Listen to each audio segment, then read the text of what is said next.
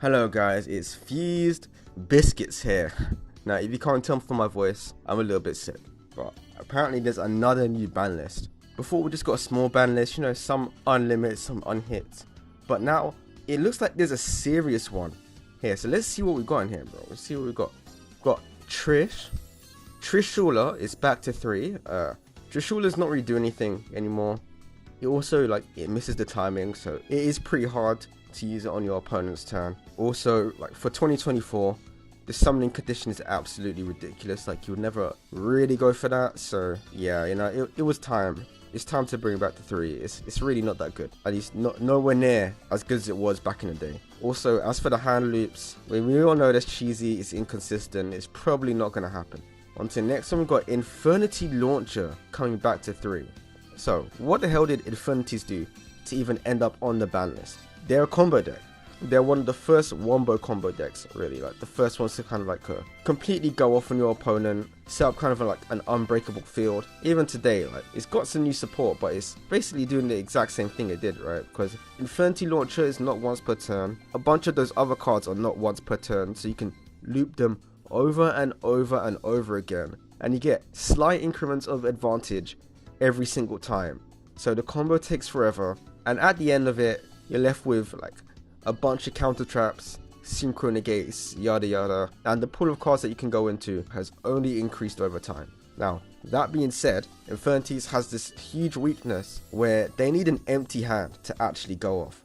Right, so they can loop over and over by summoning cards back from the graveyard over and over again, but yeah, you need an empty hand to actually go into some of this stuff, and that's where the weakness kind of lies, right? Because if you have nothing in your hand, it means that you can't, for example, use Called By to stop a Max C, or to stop an Ash, or use Cross Out or something, because the moment you set those cards, you can't use them. Also, you can't really use any hand traps that are not spell or traps, so cards like Ash, Max C as well can't really be used. Gamma again can't really be used because, as I said before, you need an empty hand. So if you go first, there's not really a way to get rid of any of those cards, right? So you basically have to go all in, and that makes it die to hand traps super easy. It's not as good as it was. Also, I didn't even think about this weakness, but Bestials are now a thing, and Bestials just love to banish darks from the graveyard. And what is their main card? The main card that they're looping from the graveyard is Infinity Archfiend. So if that gets banished, you're kind of screwed, right? You're set back quite a bit, especially considering replacing that Archfiend in the graveyard is super difficult for this deck. I've rambled on about Infinity Launcher long enough. What's the next one? Zeus. Okay, Zeus is going back to 3. It recently went back up to 2 and hasn't really done much. Now, of course, Exceed decks love to play this at 2, right? I mean, in the Exceed event, I was definitely playing this thing at 2 because it's absolutely crazy, right? Also helps you play around Cash Terror a little bit because Unicorn can banish cards from the extra deck. So having a second copy of this means that they can never really fully get rid of your Zeus. Next thing to go to, yes, Sekka's Light. Now, I've always respected Sekka's Light, if I'm being honest. This thing, it only got limited because of Adamantipator. That deck was again another wombo combo deck, and it could go off with only monsters. I always respected the card because I think it has a good design, right? It does draw 2 and it shuffles 1 as well, right? So in that way, it is better than Pot of Greed, but at the same time, it forces you to make a deck around that card because you can't activate any other spell or trap cards after you use it for the rest of the duel, right? So you can't just throw this in everything. In fact, most things you can't throw this in. But there is one deck that only uses monsters that was hit on the ban list. That's called Super Heavy Samurais. But it turns out, even though this deck looks perfect for super heavies, you can't really use it in there. Reason being, although they don't technically use spells, they do use pendulum effects. In fact, the main card that makes that deck good is actually a pendulum, and technically you can use Sekka's Light after you use Prodigy, but at that point it's not really increasing the consistency of the deck, which is what you really want with a draw 2 card like Sekka's Light. Even without the pendulums, super heavies do have monsters that treat themselves as equip cards, and the moment you use Sekka's Light, you are locked out of those equip effects. So again, not very good for that deck, and Konami has been leaning more into powerful spell, and traps recently. Like before, it was not even unreasonable to play a mash of monsters because monsters were by far the best cards, but that's not really the case anymore. So Seekers Light, it really doesn't have a home in anything meta. Maybe it will in the future, but I don't know, that's not for me to decide.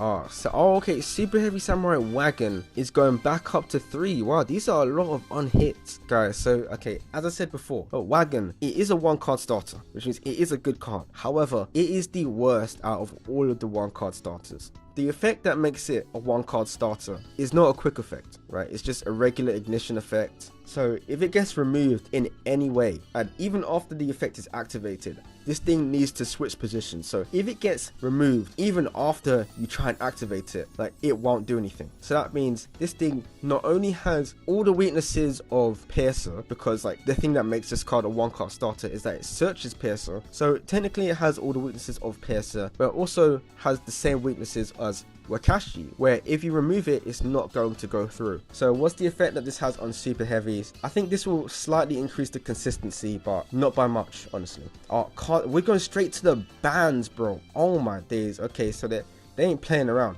Ooh, Ido, the Supreme Magical Force. Now, why is this thing even good? Right, it does have a revival effect, but that's not what makes it insane. What makes it insane is the downside of it, that you cannot summon monsters. You can't normal, special, do anything like that. In fact, I'm pretty sure by OCG rules, you can't even set over this thing, so you can't even tribute set over this. There is basically no getting around it unless you destroy it yourself. However, what people are doing is that they use it in decks like Branded, and they summon it to your opponent's side of the field, locking them out of basically every play that they could ever do. Obviously, this card is broken. It really sucks to have this summoned to your side of the field, and unlike other cheesy cards, it's actually super easy to pull this off, to the point where it almost feels natural for those decks to be using it. Next one, Gimmick Puppet of Nightmare. So yeah, again, the same exact thing, right? You summon this to your opponent's field. The only thing they can summon is now Gimmick Puppets. And you know, you may ask, why not just tribute over this thing? Well, unlike Ido, this effect to not summon is a lingering effect, right? This means it activates and then just persists for the whole turn. It doesn't matter if you remove this or not. The moment this thing is summoned to your side of the field, you're going to be locked out for the rest of that turn. I can see that there's no similar cards banned, right? These are the main two. I think they're just trying to stop Branded from locking you out of the game. Also, I have no idea why Ido does not let you set. I think it's just an OCG rule, but I can't confirm that, of course. So someone in the comment section, confirm. Can you tribute set over this in the TCG and not the OCG? I really want to know. Okay, but that seems to be it, guys. So don't forget to like, subscribe, and ring that bell for more videos. I'll see you in the next one, and goodbye.